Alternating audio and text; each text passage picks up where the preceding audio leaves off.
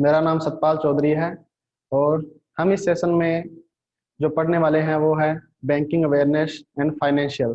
जितना भी banking exam के मेंस में फाइनेंशियल एंड बैंकिंग से रिलेटेड जो भी क्वेश्चन आते हैं वो मैं आपको इस सेशन में पढ़ाऊंगा। तो अपना जो क्लास का जो स्ट्रक्चर रहेगा वो ये रहेगा कि मैं आपको क्लास भी दूंगा डेली, और सारी क्लासें होगी वो टॉपिक वाइज होगी ताकि आपको पढ़ने में आसानी रहे। और जितनी भी क्लासें होगी उन सब की पीडीएफ फाइल भी आपको मिलेगी। और जैसे ही मान लो कि अपना टॉपिक खत्म हुआ उसके बाद में आपको मॉक क्वेश्चन भी हम आपको इसमें प्रोवाइड कराएंगे। तो चलो शुरू करते हैं अपना आज का सेशन। तो स्टूडेंट सबसे पहले बात आती है कि जो अपने बैंकिंग अवेयरनेस पढ़ते हैं तो उसमें क्या क्या चीजें मेनली रहती है। तो मैं आपको इस सेशन में जो लो लेवल से हाई लेवल, ठीक है, यानी कहने का मतलब कि अपना जो फर्स्ट क्लास रहेगी वो रहेगी बैंकिंग हिस्ट्री से लेकर जो प्रेजेंट टाइम में जो बैंकिंग चल रही है उससे रिलेटेड, जिससे अपने किसी भी एग्जाम में मैक्सिमम क्वेश्चन आने की संभावना रहती है। तो करते हैं अपने आज के क्लास शुरू। तो सबसे पहले स्टूडेंट अपना जो टॉपिक रहेगा वो हो गया बैंकिंग हिस्ट्री। तो सबसे पहले अपने कोई भी सब्जेक्ट टीच करते हैं तो उसका बेसिक अपने को पता होना चाहिए। तो बैंकिंग हिस्ट्री में आपको ये आता है कि अपने इंडिया में जो बैंकिंग है वो कब से शुरू हुई और कैसे कैसे करके अपने इंडिया में बैंकिंग जो है वो बूस्ट हो रही है।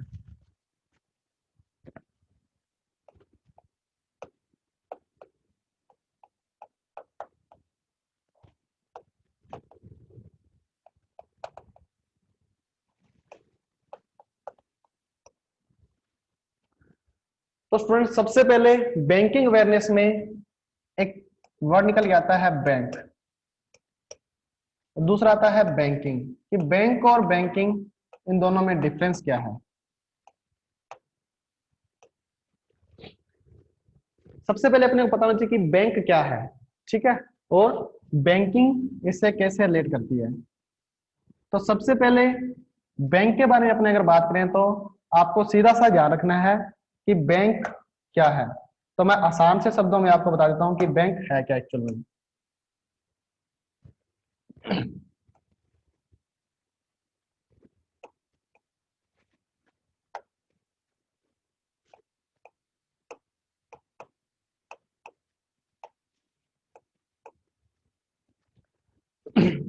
तो देखिए बैंक क्या है स्टूडेंट, कोई भी ऑर्गेनाइजेशन है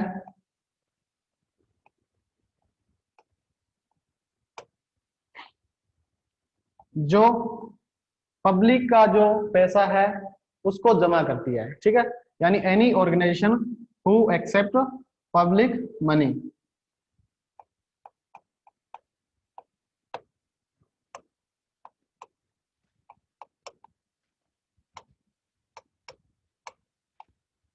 through deposit and check.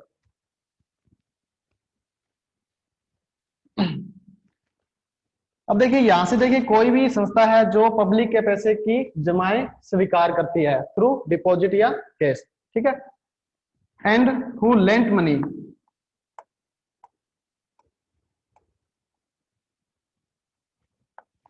To public. कोई भी संस्था जो पब्लिक की जो जमाएं हैं उनको स्वीकार करती है और हु लेंट मनी यानी वो पब्लिक के पैसे को ही लोन के रूप में पब्लिक को ही देती है। एंड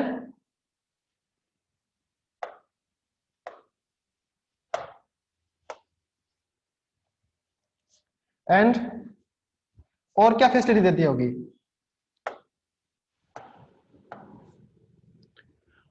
और वो संस्था विड्रॉ की भी सुविधा देती है। And withdraw facility any time.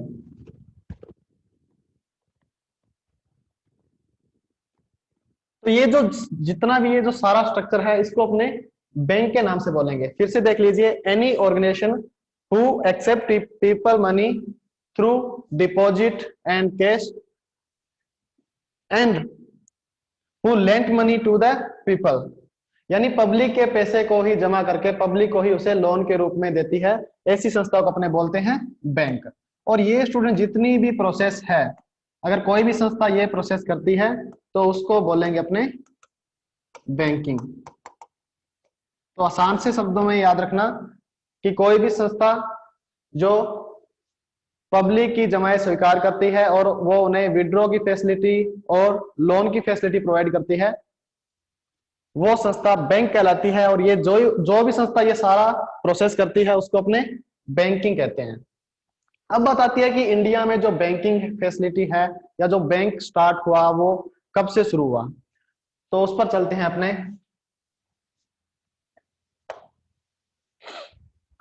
अब देखिए इंडिया में जो फर्स्ट बैंक खुला था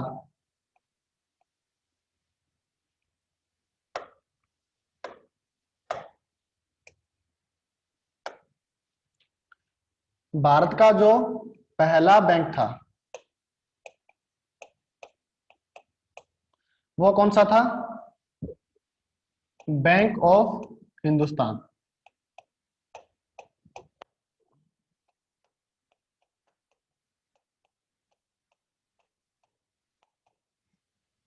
बैंक ऑफ हिंदुस्तान।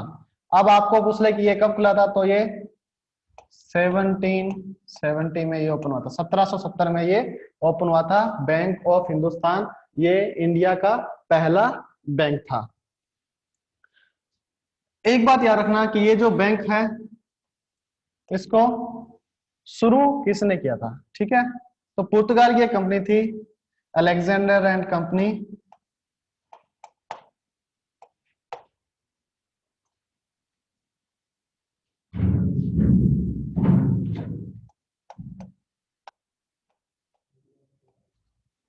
ठीक है, तो ये कहाँ की थी? पुर्तगाल की थी स्टूडेंट। ये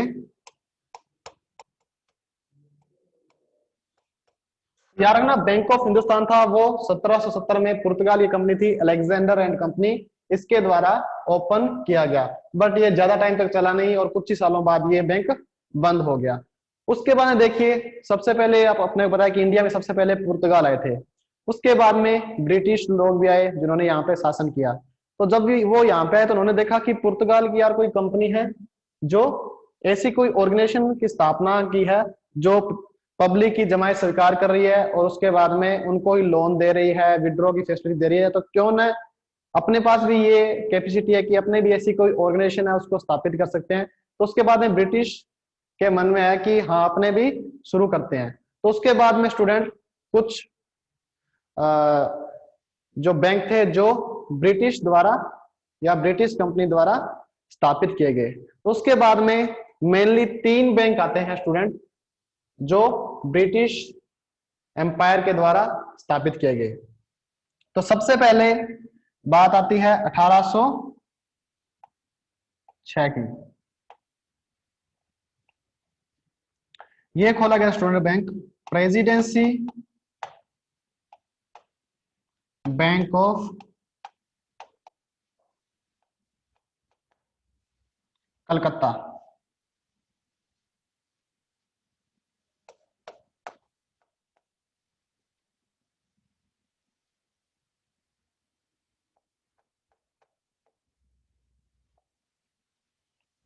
presidency Bank of Calcutta. Student ये ब्रिटिश एम्पायर का फर्स्ट बैंक था जो इंडिया में स्थापित किया गया। और देखिए यहाँ पे प्रेसिडेंसी वर्ड आएगा, ठीक है, क्योंकि ये ब्रिटिश लोगों को शो करता है तो उनको वो प्रेसिडेंसी नाम लगती है उनके आगे। इसके बाद में स्टूडेंट ये जो बैंक था ये काफी सफल हुआ, ठीक है, तो कलकत्ता में ये था। और कलकत्ता आपको पता है कि पहले इंडिया की जो है वो कैपिटल थी, तो वहां पे जो बिजनेस था वो काफी था। तो इसलिए ये जो बैंक है ये काफी फेमस हुआ। तो इसी बैंक का जो नाम है वो बदलकर ईयर 1809 में इसका नाम कर दिया द प्रेसिडेंसी बैंक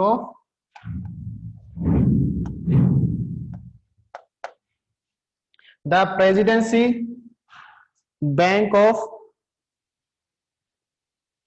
बंगाल। क्योंकि पहले ये बंगाल में सिर्फ और सिर्फ कलकत्ता तक ही फैला था, तो उन्होंने सोचा कि इस बैंक को बढ़ाया जाए। तो ये जो बैंक है इसका नाम कर दिया प्रेसिडेंसी बैंक ऑफ बंगाल। तो स्टूडेंट अब इसके बाद देखिए ये पूरे बंगाल में विस्तार हो गया इस बैंक का, जगह जगह ब्रांचें खुली, बट इसके बाद में ये बैंक फ्लॉप हो गया। ठीक है, इतने बड़े मास लेवल पर इसको शुरू किया गया, बट ये इतना ग्रो नहीं कर पाया और ये कुछ समय बाद ये समाप्त हो गया। इसके बाद स्टूडेंट दो बैंक और आए जो कि mainly the Presidency Bank of के नाम से थे, क्योंकि वो ब्रिटिश एम्पायर के ही थे, तो इसलिए 1840 में खुला the Presidency Bank of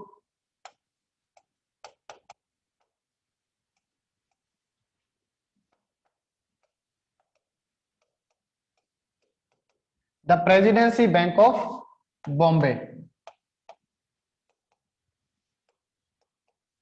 the Presidency Bank of Bombay. उसके बाद में 1843 इसमें स्टूडेंट एक बैंक और खोला गया, उसका नाम था the Presidency Bank of Madras.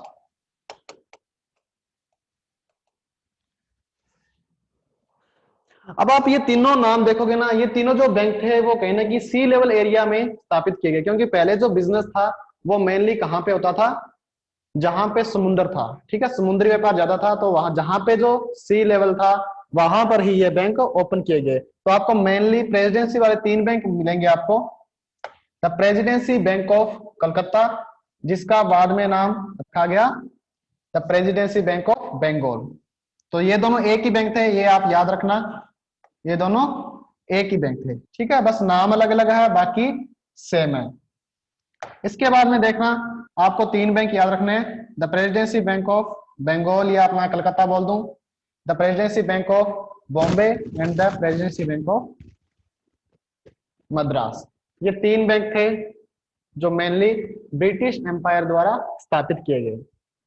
अब देखिए एक चीज,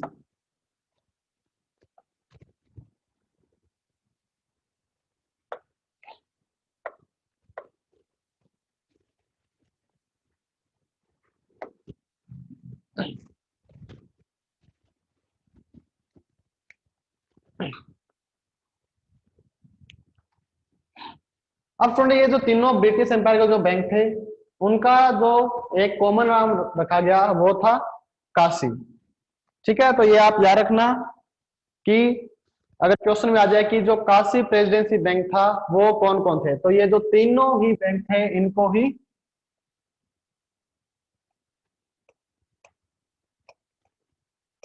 काशी प्रेसिडेंसी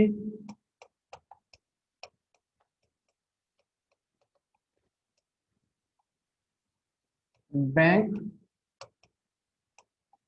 नाम दिया गया। अब देखिए काशी का मतलब क्या है स्टूडेंट, जो काशी का जो मेनली मतलब था वो था सेंट्रल बैंक।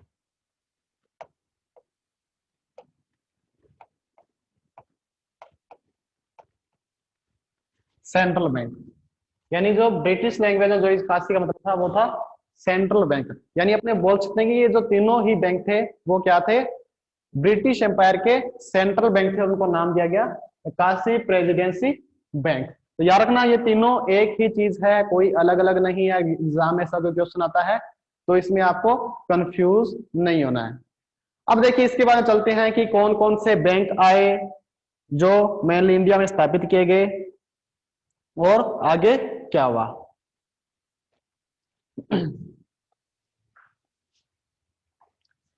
ठीक है, तो सेंट्रल बैंक बोल सकते हो या फिर एज वेल एज आप इसको नेशन बैंक भी बोल सकते हो कि राष्ट्र का बैंक।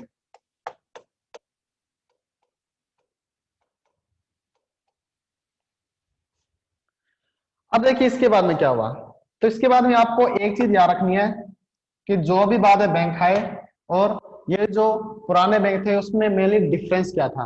तो सबसे पहले देखिए आपको एक टाइम पीरियड याद रखना, जैसे मैंने आपको बैंक ऑफ हिंदुस्तान लिखाया था जो 1770 में एस्टाब्लिश हुआ था इंडिया में, और उसके बाद में 1862, ये टाइम पीरियड जरूर याद रखना कि इस टाइम पीरियड को याद क्यों रखा जाता है या यहाँ से क्वेश्चन क्यों आते हैं।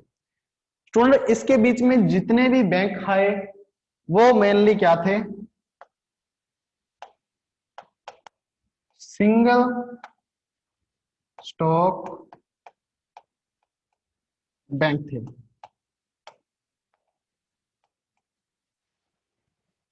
Single stock bank. अब एक सिंगल स्टॉक बैंक का मतलब क्या है, इसका स्टूडेंट मेनली मतलब ये है कि ये जो तीनों के तीनों बैंक थे उसमें जो मेनली हिस्सेदारी थी वो किसी एक पर्सन की थी। ठीक है, यानी अपने बोल सकते हैं कि किसी इंडिविजुअल पर्सन का ये बैंक था।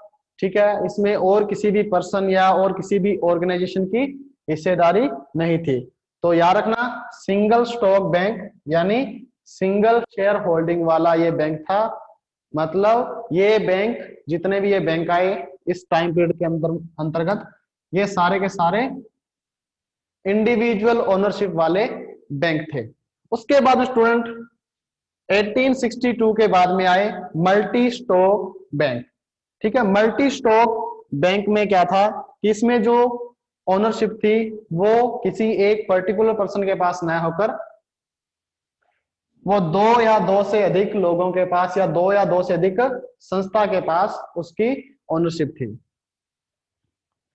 तो स्टूडेंट याद रखना India first multi stock bank कौन सा था और ये कब खुला। तो 1862 में इंडिया का पहला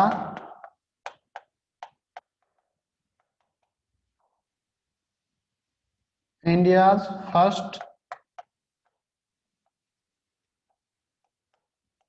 मल्टी स्टॉक बैंक ओपन किया गया था और इस बैंक का नाम था बैंक ऑफ अपर इंडिया। तो 1862 में बैंक ऑफ अपर इंडिया की स्थापना की गई।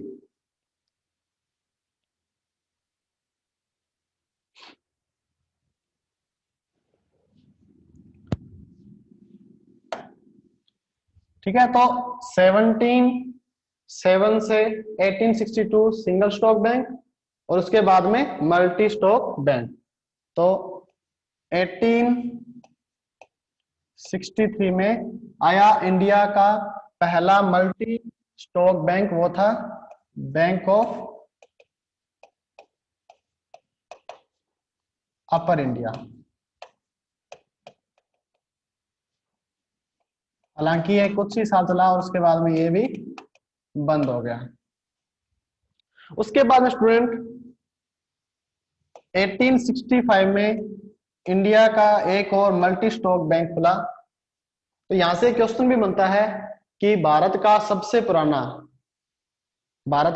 पुराना और वर्तमान में जो संचालित मल्टी स्टॉक बैंक है वो कौन सा है। तो 1865 में इलाहाबाद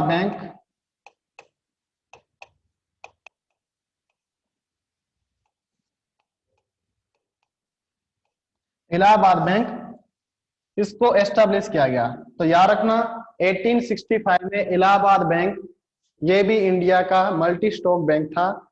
ठीक है, और ये ऐसा बैंक भी है वर्तमान में भी जो संचालित है, यानी ये अभी तक भी वर्तमान में काम कर रहा है। तो इसके बाद देखिए अभी आपको यह भी याद रखना कि इलाहाबाद बैंक का जो मर्जिंग है ये किसके साथ हुई है। ठीक है, तो ये अब हो गया है इंडियन बैंक। ठीक है, तो ये आप याद रखना इलाहाबाद बैंक किसके साथ मर्ज हुआ है, इंडियन बैंक के साथ मर्ज हुआ है। अब इसके बाद देखिए यहां तक जो सारा कुछ चल रहा था वो चल रहा था कि जो ब्रिटिश थे, जो ब्रिटिश एम्पायर था वो लोग अपना बैंक ओपन कर रहे थे और इसमें इंडियन भी काम कर रहे थे। बट इसके बाद में अपने को पढ़ना है कि ऐसा कौन सा बैंक था जो भारत में शुरू हुआ और पूरा का पूरा मैनेजमेंट वो इंडिया के जो पर्सन है उनके हाथ में था। तो इसके बाद में स्टूडेंट इंडिया का जो फर्स्ट बैंक आया जिसका सारा का सारा मैनेजमेंट था वो भारतीयों के हाथों में था, तो उसका नाम है पंजाब नेशनल बैंक। तो स्टूडेंट इसके बाद में 1894 को पीएनबी की स्थापना की गई। कहाँ पे? लाहौर में। लाहौर में इसकी स्थापना की गई। इसमें जो मेनली लाला लाजपत राय हैं, उनका अहम योगदान था। तो ये एक ऐसा बैंक था जिसमें 100% मैनेजमेंट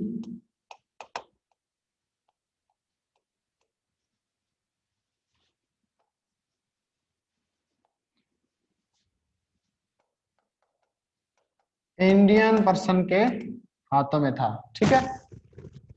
तो पीएनबी की स्थापना 19 मई 1894 को हुई। कहाँ पे? लाहौर में। बट इसमें आपको याद रखना कि जो मैनेजमेंट था वो सिर्फ इंडियन के पर्सन के हाथों में था, बट जो इसकी ओनरशिप थी वो अभी भी किसके पास थी? ब्रिटिश लोगों के पास ही थी। तो आपको पता है कि इसकी स्थापना हालांकि लाहौर में हुई हो, बट पीएनबी का जो हेड ऑफिस है वर्तमान में वो कहाँ पे है? नई दिल्ली में। अब देखिए एक चीज आती है कि अब तो मैनेजमेंट आ गया, बट इसके बाद में भी इंडियन जो पर्सन थे इन्होंने सोचा कि क्यों ना को अपने इंडिया का भी बैंक होना चाहिए जिसमें जो पूंजी है वो भी इंडियन पर्सन की हो। तो ऐसा भी एक बैंक है अपने, जो सेंट्रल बैंक ऑफ इंडिया है। वो एक ऐसा बैंक है जिसमें मैनेजमेंट भी इंडियन पर्सन के हाथों में था और जो ओनरशिप थी वो भी इंडियन पर्सन के हाथों में थी। तो उसकी जो स्थापना हुई थी वो हुई थी 1911 में। 1911 में student central bank of India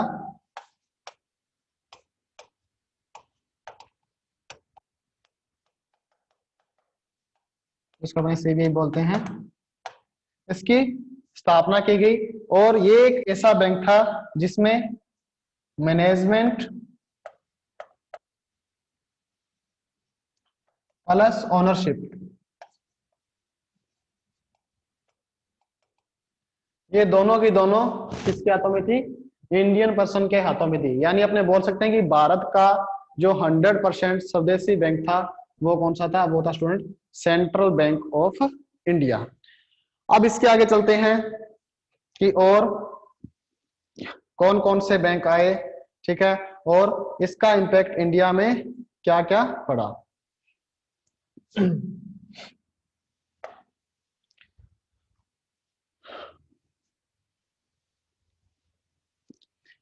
अब इसके बाद देखिए स्टूडेंट, एक पीरियड है 901 से लेकर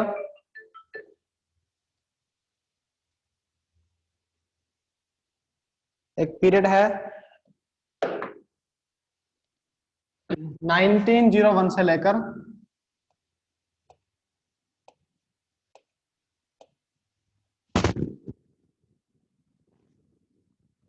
1911 तक। स्टूडेंट इसको अपने जो बैंकिंग हिस्ट्री है इसमें बोला जाता है गोल्डन एरा ऑफ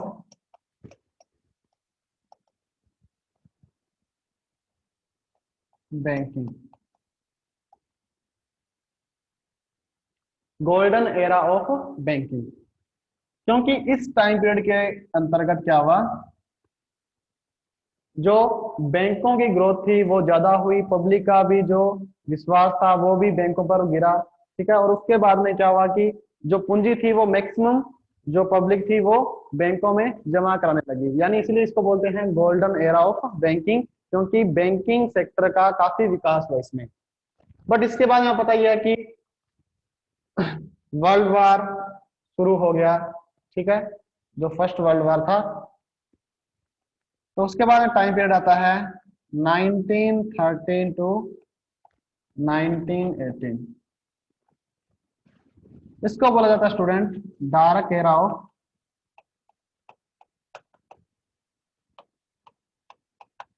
बैंकिंग।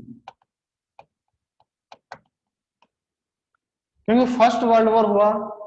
ठीक है। तो यूरोपियन कंट्री भी उसमें शामिल हुई, हिस्सेदारी ली, भागीदारी ली, तो उसमें जो ब्रिटिश लोग थे वो भी वर्ल्ड वॉर में शामिल होने के लिए वहां पे चले गए। तो यहाँ पर जो मैनेजमेंट था वो सही ढंग से इम्प्लीमेंट हो नहीं पाया, और उसकी वजह से जो ये टाइम पीरियड था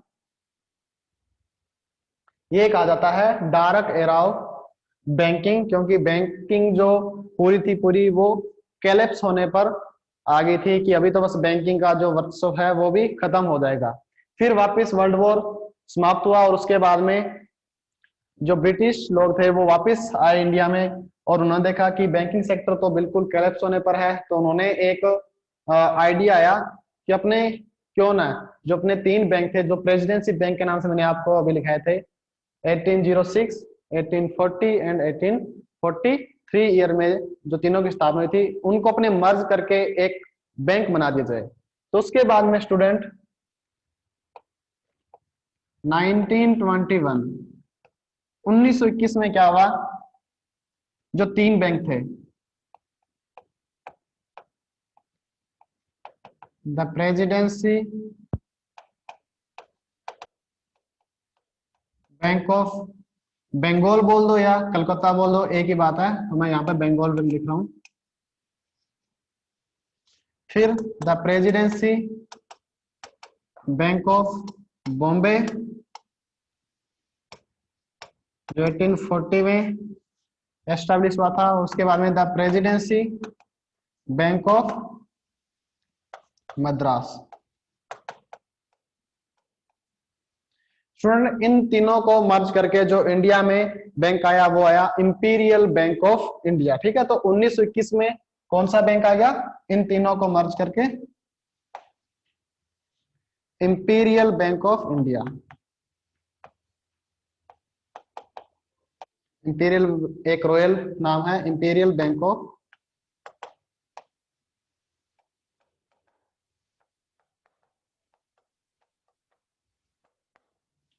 इंपीरियल बैंक ऑफ इंडिया।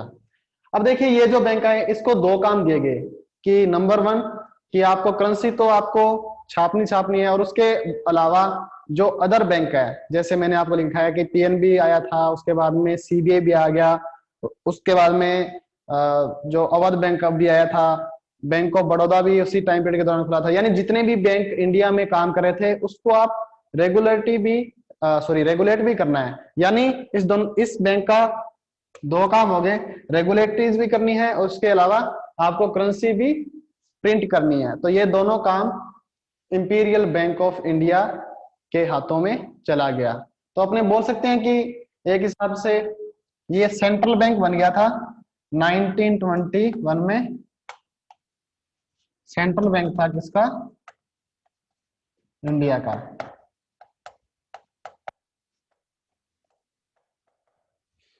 तो ये याद रखना कि इंपीरियल बैंक ऑफ इंडिया है वो किन तीन बैंकों को मर्ज करके बनाया गया था। अब इसके बाद में अपने आगे चलते हैं कि इसके बाद में क्या हुआ।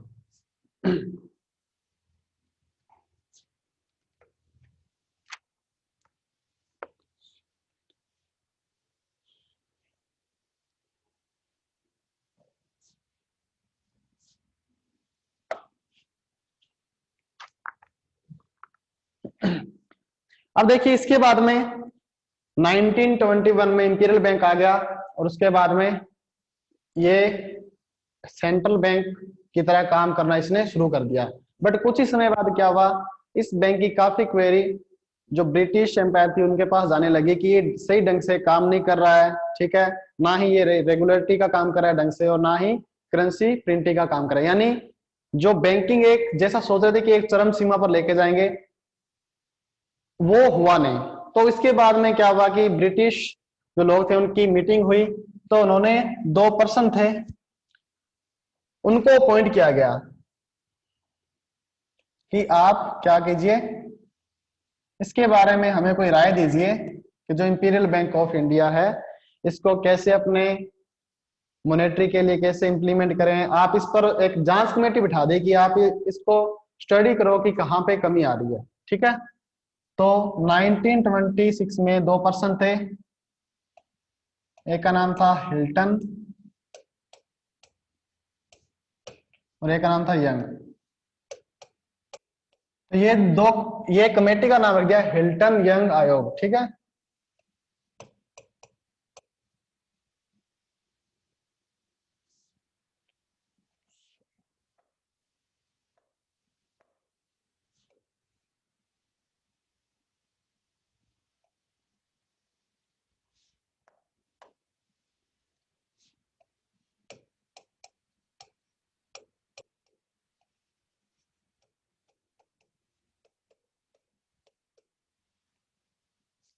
तो हिल्टन और यंग ये कमेटी बना दी जिसका नाम था Hilton young committee.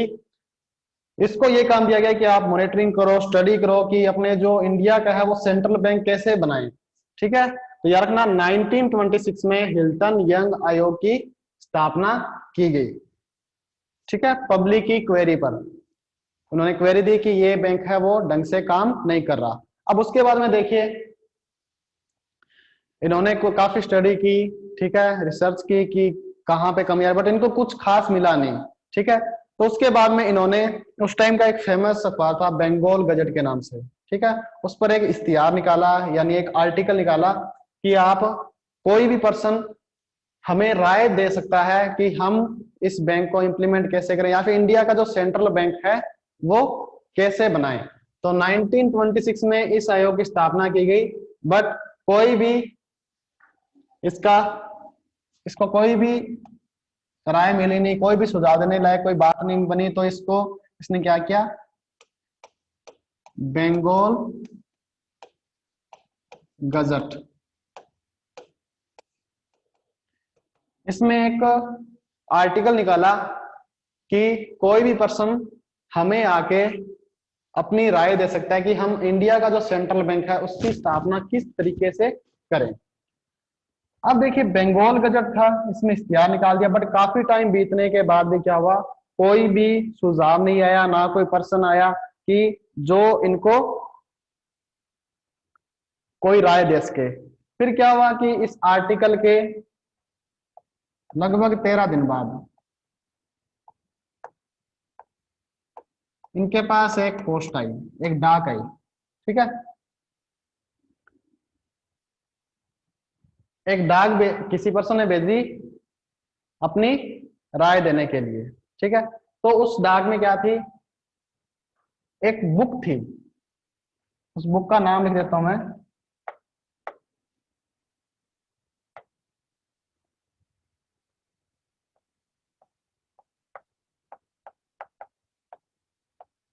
The problem of Indian rupee.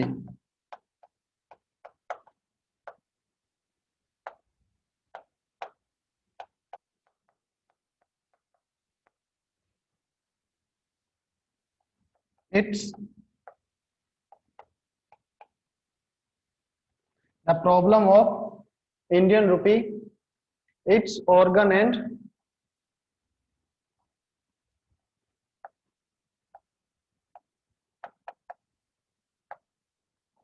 And it's solution.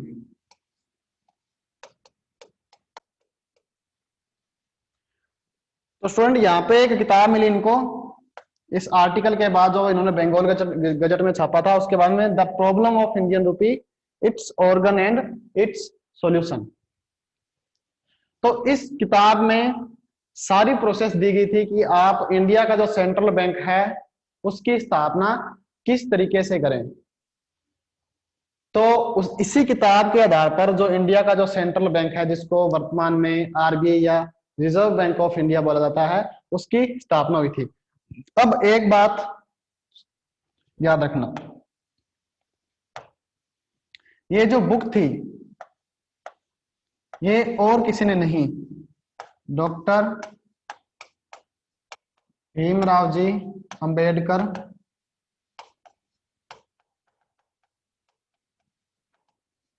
द्वारा लिखी गई थी। Doctor Bhimrao Ambedkar, B R. अम्बेडकर द्वारा ही ये बुक भेजी गई थी, उनके द्वारा ही ये रिटर्न की गई ये बुक है, ये याद रखना। तो इसी बुक के आधार पर जो अपने आरबी है उसकी स्थापना की गई थी।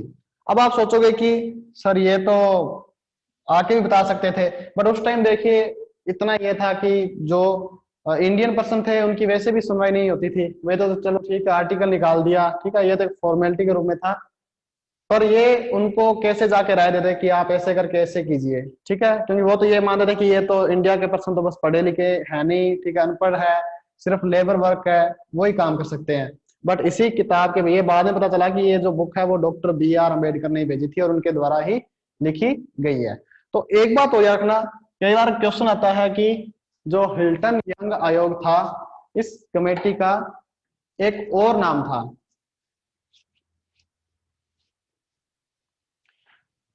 तो ये क्वेश्चन आया हुआ है, ये याद रखना, इसका नाम था student,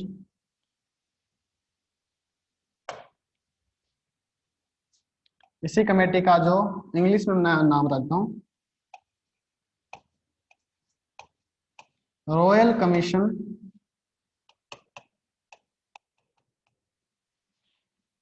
for currency and finance.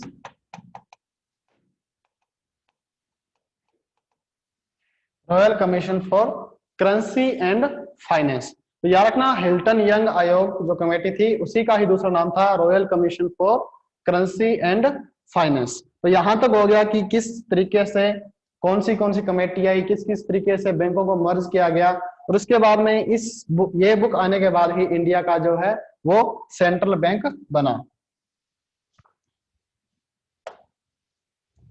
तो याद रखना जो RBI की जो स्थापना थी वो RBI एक्ट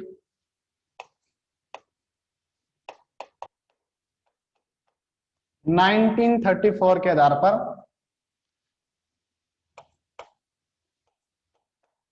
1 अप्रैल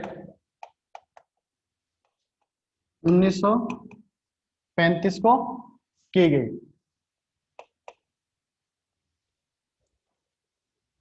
ठीक है, तो ये थी बैंकिंग हिस्ट्री की किस हिसाब से जो अपना इंडिया में जो बैंकिंग है वो किस हिसाब से इंप्लीमेंट हुई, किस हिसाब से कौन कौन से बैंक आए और क्या क्या तरीके थे। तो अपने जो नेक्स्ट लेक्चर में पढ़ेंगे वो अपने RBI एक्ट के बारे में पढ़ेंगे कि RBI है क्या, कौन सा एक्ट है और क्या है। Thank you.